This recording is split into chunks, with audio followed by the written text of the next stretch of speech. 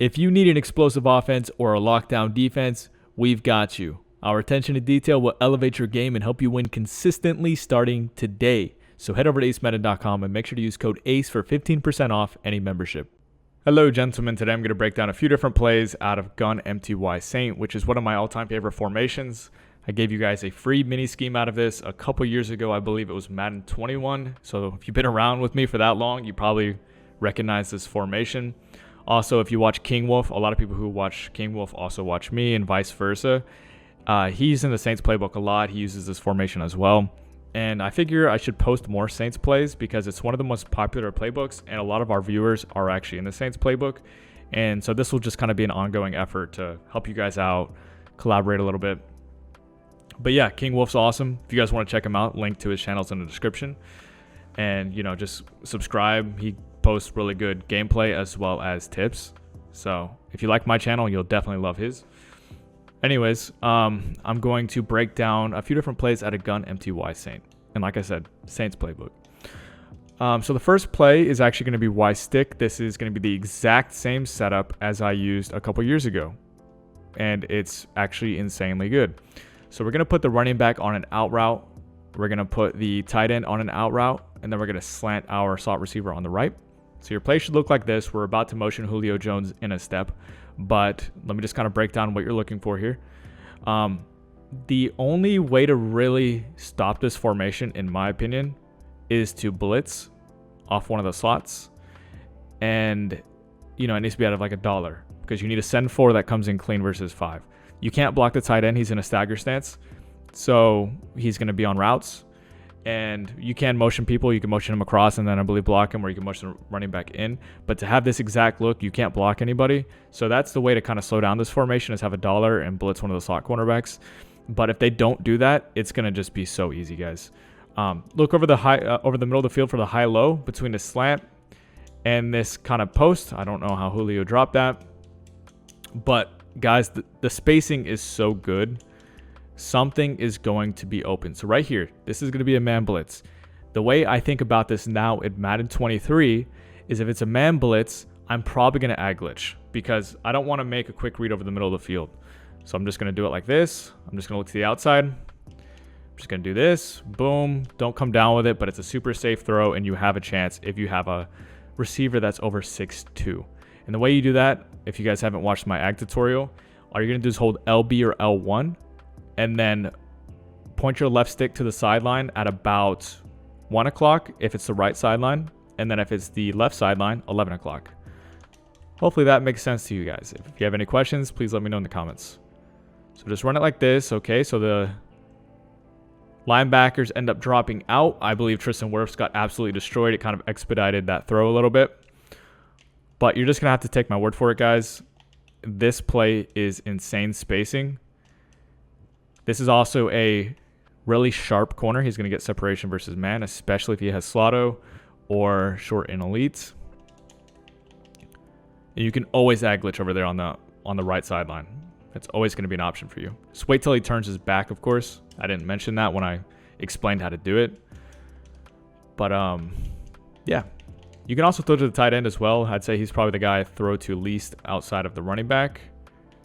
But so go ahead and look at this motion slant. He's going to gain separation because he does not get pressed. He's motioned in a step. And let's just look at the play as a whole. We have the motion slant. Him getting motioned in actually makes him break at the line of scrimmage, which means we have a perfect high-low. You cannot use the slant in that post. The running back, all he's doing is versus zone. He's going to take zones to the sideline, so that slant just gets more open. And then if you have short and elite on this tight end, he's going to gain separation versus man coverage. Right there, we actually just could have thrown it to Mike for one play touchdown. The reason I missed it, he's not part of the progression really. He's just there for high ball or to clear out for zones for the post to come across. But as you can see, this guy's going to torch, even if he doesn't have Slot-O-Matic, which Godwin does. The play is just really, really good. So run it one more time.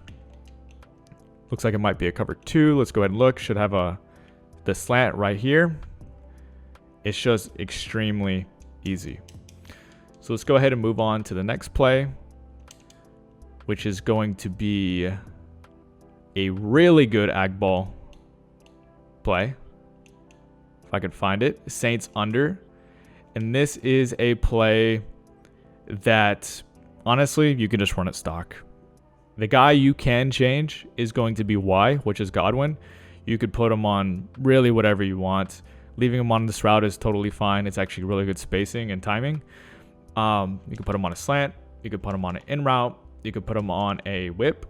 Those are just a few different ideas for you. And the reason you'd want to change it up is because if they start blitzing off that side or off the other side even, you want to have two hot reads. So think about it like this. If they blitz that slot cornerback off the strong side, so where Julio Jones is, then you can throw that seam very quickly unless he's manned up. If they blitz off the other slot, in this case it's a linebacker moved out there, so he might not be blitzing, but if he was, you want to have something that kind of you can throw to quickly in that area of the field that he's vacating. So I just wanted to put that out there for you guys. I'm just going to reset the play. But the way you want to read this is you just want to read Julio Jones. Read the safety, read Julio Jones, see if you can throw it to him because he's often going to be open. Cade Otton, the tight end, is going to clear out so many different things. He's going to clear out the user. He's going to pull a middle third inside. So what you're going to see, look at this. He's going to be open so much. You have to man him up. And if you man him up, you can still ag glitch. So what are you supposed to do? You can't really do much. Let me just tell you that. Because you can ag him, you can ag the guy on the outside. I'll show you. Just keep running this play over and over and over again. You see how that tight end pulls that guy inside? Because it's a very unique stock route. It's like a crosser, but it's extremely deep. Now, the middle third was coming from the weak side, so that does factor in. The middle third could be on the strong side, and that does change things. At the same time, you just ag glitch to the outside. So let's go ahead and do it again. So right here, here's a good example. You have a chance at it. He doesn't. We'll live with that. Now, you did need a lot of time in the pocket for that, and that's because he's backed off. And then we also have kind of like that outside release from that receiver. And that's what makes it a little bit harder to do that. But as you can see, the outside cornerback has no chance of playing the seam. This better be a man up, or you're going to be able to do this literally all game. You also have this tight end. If he's not being usered, that's going to be open a ton. In the event that they just play a cover 2 and they do not have a deep blue in between the safeties, that guy's going to be open late. But here's a good example of the safety, the middle third. He's actually towards the middle of the field. And he just gets pulled away by this tight end. And I haven't really thrown to anybody else but like the seam and the tight end. But you can throw to, I would say, 4 of the routes. The slot receiver, the tight end, the seam, and the outside receiver. You're really never going to throw it to the running back. So that's going to be the second play. And then for the third play, we have a really unique route, which is Saints drag. We're going to talk about that outside release kind of go route from the slot on the left. The way I like to run this, I like to streak B. He's just going to be kind of a bailout option if we need to ag glitch, and then out route my running back. And the reason I like this setup is I can read my running back immediately. He's going to be our first read every single time. If they're in a cover 3 or something, we can just throw him immediately. The reason he's the first in the progression is because if he gets open, it's going to be immediately, not later. And then we can move on to whatever we want. You can kind of go to the high-low between A and RB, or you can go to Y. B is going to be your kind of last option if you just want a bailout. Let's go ahead and look at it right here. Boom. If they're in a cover 3, just throw it to him immediately. You do this enough times, they're going to start adjusting, putting him in a man up onto that running back. And all that's going to do is open up Chris Godwin on that route. Let's do it again. It's right here. Boom. That's actually kind of a good example of what can happen. Now, this was a really weird coverage. It was like an invert or something. But like, just imagine what I just talked about. You keep throwing this out route. They might man him up. It was a hard flat, but just imagine he's a manned up. And then this guy kind of gets to that part of the field where deep blue would be, the outside third. So overall, that's just kind of part of the chess match. Another thing I like about this play is the high-low. Both routes beat man coverage. And you can, of course, use different routes if you want to have like a post from the tight end.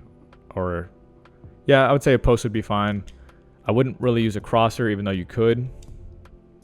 I was a little late on that, but as you can see, it's like a 10-yard gain if they play off coverage. Versus press third, that's going to be a harder read for you, but it's still throwable. Right here, you can ag glitch this. Very simple. And overall, guys, the offense is extremely easy. Those are only 3 plays. But if you guys want me to do even more breakdowns out of this formation or even this playbook, just drop a like. If we get 200 likes, I will definitely do that. That's going to be it for the breakdown today. Hope you guys enjoyed. Like I said, drop a like, get to 200, subscribe for more Madden 23 content. And then if you guys want to win more games, you want more in-depth breakdowns, acemadden.com. I have tons of offenses as well as a couple defenses on there. You get access to all of them by becoming a member. Just use code ACE for 15% off at checkout. See you guys later.